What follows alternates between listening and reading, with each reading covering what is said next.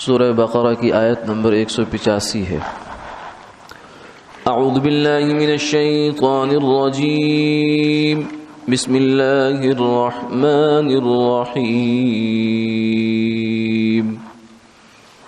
شہر رمضان الذی انزل فیہ القرآن ھدی للناس وبینات من الہدی والفرقان، فمن شہد منکم الشہر فلیصمہ، ومن كان مريضا أو على سفر فعدة من أيام أخر، يريد الله بكم اليسر ولا يريد بكم العسر وَلِتُكْمِلُوا الْعِدَّةَ وَلِتُكَبِّرُوا اللَّهَ عَلَى مَا هَدَاكُمْ وَلَعَلَّكُمْ تَشْكُرُونَ۔ صدق اللہ العظیم۔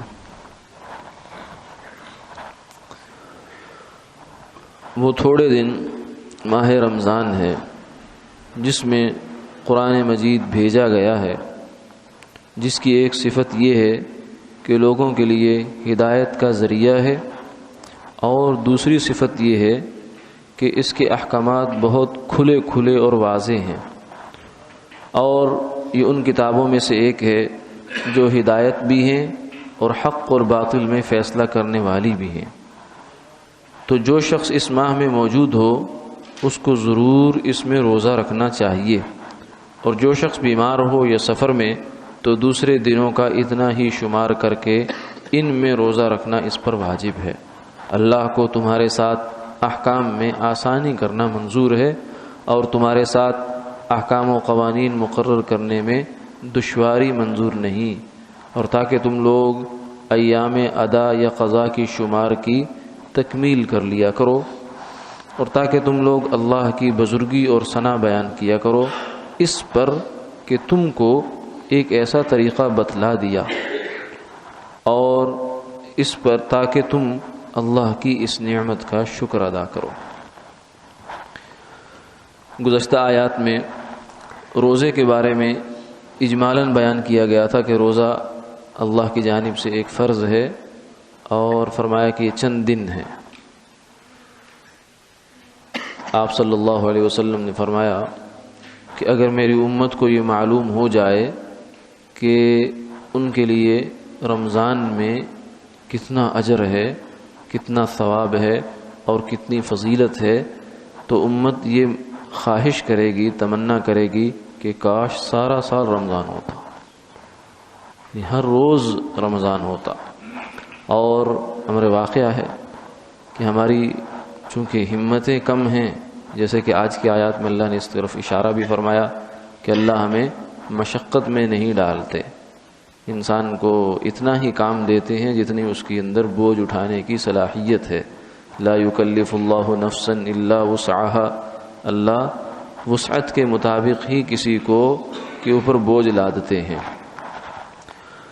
ورنہ رمضان المبارک کے جو ثمرات، انوارات، برکات محسوس ہوتے ہیں، جو ہے کھلی آنکھوں سے انسان ان کا مشاہدہ کرتا ہے کہ ایک دل کی کیفیت بدل جاتی ہے، ماحول میں ایک تبدیلی آ جایا کرتی ہے، نیکی کی طرف رغبت ہو جایا کرتی ہے، برائی کی طرف جو ہے وہ نفرت ہو جایا کرتی ہے۔ تو یہ سب انوار و برکات وہ ہیں جو ہر بندے کو محسوس ہوتے ہیں۔ تو یہ بہت بابرکت اور عظمت والا مہینہ ہے۔ اسی سے آج ابتدا کی آیات میں کہ شہر رمضان، یہ چند دن کا تم سے روزے کا مطالبہ ہے، یہ ایک مہینہ ہے، 12 مہینوں میں سے ایک مہینہ ہے جو یا تو 30 دن کا ہوگا یا 29 دن کا ہوگا چاند کے اعتبار سے۔ تو اس مہینے کو فرمایا کہ یہ ہے وہ جو تم سے روزہ رکھنے کا جس میں مطالبہ ہے، اور اس مہینے کی فضیلت بہت ساری ہیں، جن میں سے ایک فضیلت یہ بھی ہے کہ اس مہینے میں اللہ نے اپنا کلام نازل فرمایا۔ حدیث پاک میں آتا ہے کہ جو ہے رمضان المبارک کی پہلے عشرے میں صحف ابراہیم نازل ہوئے، اور زبور نازل ہوئی، پھر 13 تاریخ کو جا کر تورات اور انجیل جو ہے وہ نازل ہوئی، اور اس کے بعد جو ہے 24 تاریخ کو رمضان کی قرآن پاک نازل ہوا۔ اس نازل ہونے کا مطلب کیا ہے؟ اس نازل ہونے کا مطلب یہ ہے کہ لوح محفوظ، یعنی اللہ جانتے ہیں کہ اس کی شکل، صورت، حیت کیا ہے، لیکن وہ لوح ہے، جو وہ کتاب ہے جس کے اندر اللہ نے سب کچھ لکھا ہوا ہے، وہاں سے فرشتوں کے ذریعے سے آسمان دنیا پر نازل ہوا، جو سب سے نیچے والا آسمان ہے، اس پر قرآن پاک کا نزول جو ہے وہ دفعتاً ہوا ہے، اسی ترتیب سے جیسے اب ہمارے پاس موجود ہے۔ ہاں، لیکن اس کے بعد پھر آگے دنیا میں جو حضور صلی اللہ علیہ وسلم کے قلب اطہر پر اس کا نزول ہوا کرتا تھا، وہ تھوڑا تھوڑا کر کے نجم بعد نجم قسطوں میں جو ہے وہ نازل ہوا، حسب موقع، حسب ضرورت، جس طرح کے احکامات کی جس موقع پر ضرورت ہوتی تھی جبریل علیہ السلام لے آیا کرتے تھے، اور آپ صلی اللہ علیہ وسلم کو آ کر اس کا بیان فرما دیا کرتے تھے۔ تو وہ نزول جو ہے وہ تو 23 سال میں مکمل ہوا، 23 سال میں قرآن پاک جو ہے وہ دنیا میں مکمل ہوا اس کا نزول، لیکن جو آسمان دنیا پر ہے، نیچے والے آسمان پر، تو اس کے اندر ایک ہی رات میں ہو گیا۔ تو یہ فرمایا کہ یہ اس مہینے کی ایک خاص فضیلت گویا کہ یہ ہے کہ اتنی بڑی اللہ کی کتاب، عظمتوں والی، رفعتوں والی، برکتوں والی، ہدایتوں والی، اور پورے روئے زمین پر بسنے والے انسانوں کے لیے قیامت تک کے لیے ہدایت والی کتاب، یہ کتاب اللہ نے اس مہینے میں نازل فرمائی۔ اس مہینے کی بھی فضیلت ہے اور اس کتاب کی بھی فضیلت، یہ دونوں ایک دوسرے کو جو ہے فضیلت میں اضافہ کر رہے ہیں۔ مہینہ معزز اور محترم ہوا کتاب کی وجہ سے، اور کتاب کو بھی عظمت ملی مہینے کی وجہ سے۔ تو یہ فرمایا شہر رمضان الذی انزل فیہ القرآن، اللہ نے قرآن کو اس مہینے میں نازل کیا۔ تو گویا کہ رمضان کا مہینہ یہ ہدایت کا مہینہ بھی ہے، یہ قرآن پاک کا مہینہ بھی ہے، یعنی قرآن پاک کے جو اوصاف ہیں اور جو چیزیں ہمیں قرآن پاک سے حاصل کرنی چاہیے، ان کے حصول کا بہترین زمانہ رمضان المبارک ہے۔ انسان اگر کوشش کرے، محنت کرے اور اللہ سے مانگے، تو رمضان المبارک میں وہ چیز، وہ برکات، وہ ثمرات جو ہیں بہت تھوڑی محنت پر، تھوڑے مجاہدے پر مل جاتے ہیں، جو عام دنوں میں بہت زیادہ محنت مشقت پر بھی نہیں ملا کرتے۔ تو قرآن پاک کو اللہ تعالیٰ نے اس میں نازل کیا ہدی للناس، لوگوں کے لیے ہدایت بنا کر۔ مبینات، ایک تو صفت یہ ہے کہ قرآن پاک لوگوں کے لیے ہدایت ہے، دوسری صفت یہ ہے کہ اس میں احکامات بڑے کھلے کھلے ہیں، بہت واضح واضح۔ اب دیکھیے، اگر دیگر جو آسمانی کتابیں، الہامی کتابیں جو دنیا میں جن لوگوں کے پاس ہیں اور وہ دعوے دار ہیں ان کے، تو ان میں ایران توران کی، ادھر ادھر کی باتیں تو بہت تفصیل کے ساتھ موجود مل جائیں گی، لیکن جو بنیادی ہدایت کی چیزیں ہیں وہ بہت واضح نہیں ہیں۔ مثلا توحید کا عقیدہ ہے، سب سے پہلی بنیاد ہے کسی بھی مذہب کی، ایمان کی بنیاد اللہ پر ایمان اور توحید ہے۔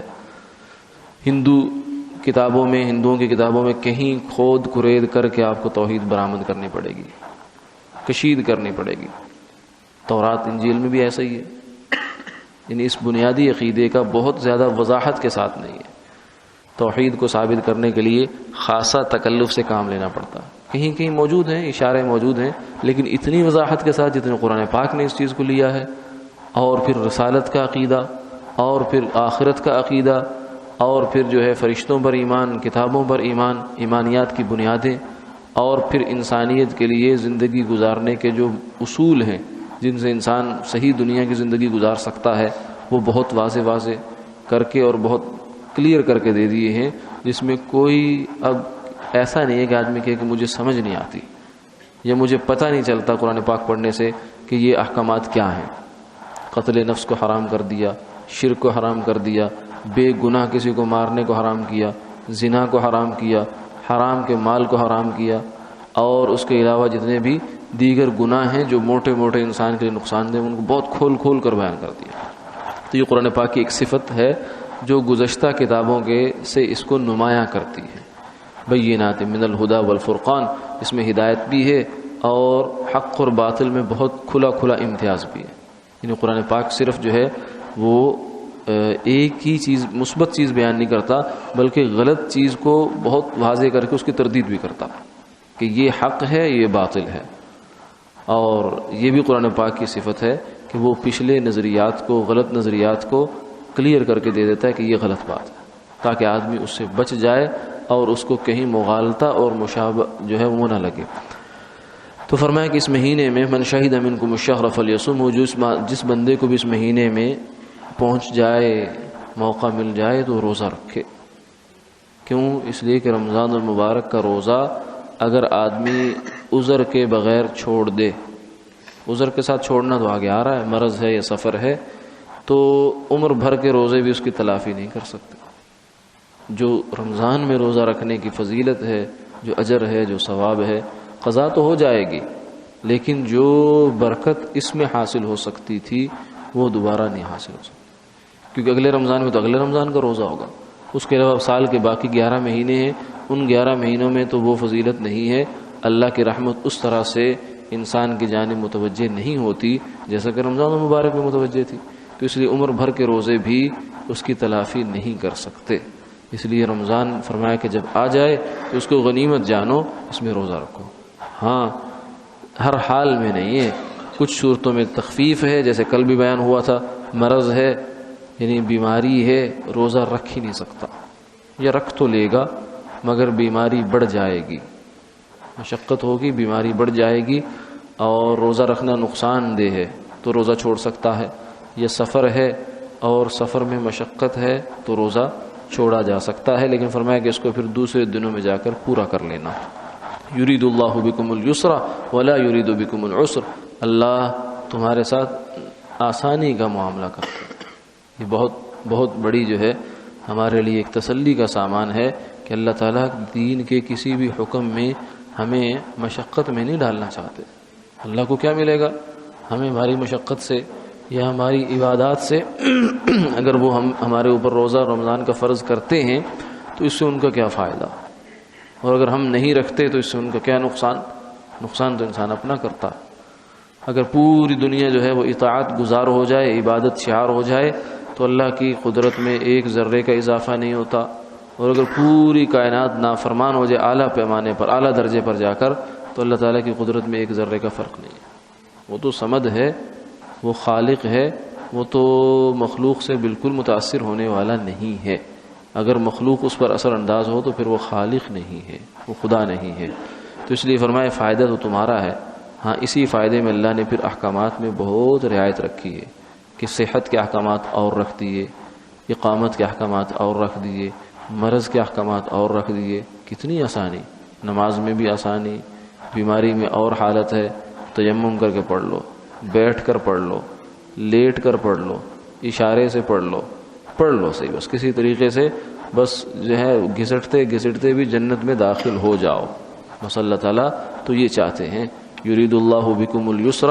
اب یعنی اتنی آسانی ہے، اب اس کے بعد کوئی بندہ خواہ چاہے کہ نہیں میں تو نہیں جاؤں گا جنت میں نے تو ضرور الٹے ہی راستے پہ چلنا ہے، تو اس کو کوئی کیا کر سکتا ہے. وَلِتُكْمِلُوا الْعِدَّةَ وَلِتُكَبِّرُوا اللَّهَ، اور فرمایا کہ اس لیے ہے کہ تم بعد میں اس کی گنتی پوری کر لو، جو روزے چھوٹ گئے ان کو بعد میں پورا کر لو، اور اللہ تعالیٰ کی بڑائی بیان کرو اس بات پر کہ اللہ نے تمہیں یہ کتنا بہترین طریقہ عطا فرما دیا. اللہ نے اپنی رحمتوں سے حصہ لینے کا رمضان المبارک فرمایا اللہ نے میری امت کے لیے خاص چھپا کے رکھا تھا. گزشتہ امتوں کو یہ مہینہ نہیں عطا ہوا. یہ رات بھی خاص طور سے جو اس کے اندر ایک لیلۃ القدر کی رات آتی ہے 1000 مہینوں سے بڑھ کر ہے، اس کے اندر جو فضیلت قرآن پاک میں ہے.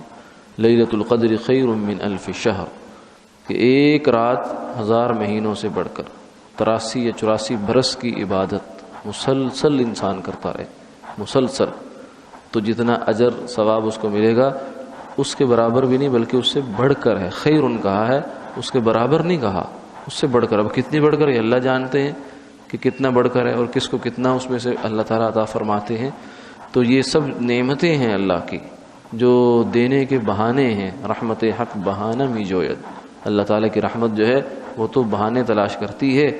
تو ان نعمتوں پر اللہ کا شکر ادا کرو، اللہ کی حمد و ثنا بیان کرو، اور اللہ کا شکر ادا کرو۔ بعض حضرات نے یہ بھی لکھا اور فرمایا کہ یہ عید کے دن کی طرف بھی اشارہ ہے کہ جب رمضان پورا ہو گیا، اللہ کی عبادت ہو گئی، تب عید والے دن اللہ کی حمد و ثنا تکبیر کہنی ہوتی ہے۔ تو وہ عید الفطر میں آہستہ آواز میں اور عید الاضحیٰ میں قربانی والی عید میں بلند آواز سے تکبیریں کہی جاتی ہیں۔ تو یہ تکبیر ہوتی ہے، اللہ کی عظمت بیان ہوتی ہے، اللہ کی جو ہے عظمت کے ترانے گائے جاتے ہیں۔ وَلَعَلَّكُمْ تَشْكُرُونَ، اور تاکہ تم اس کا شکر ادا کرو۔ شکر زبان سے بھی ہے اور عمل سے بھی ہے۔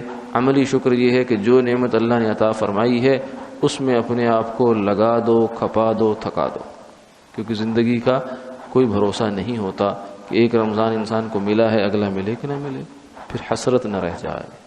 اللہ عمل کی توفیق عطا فرمائے۔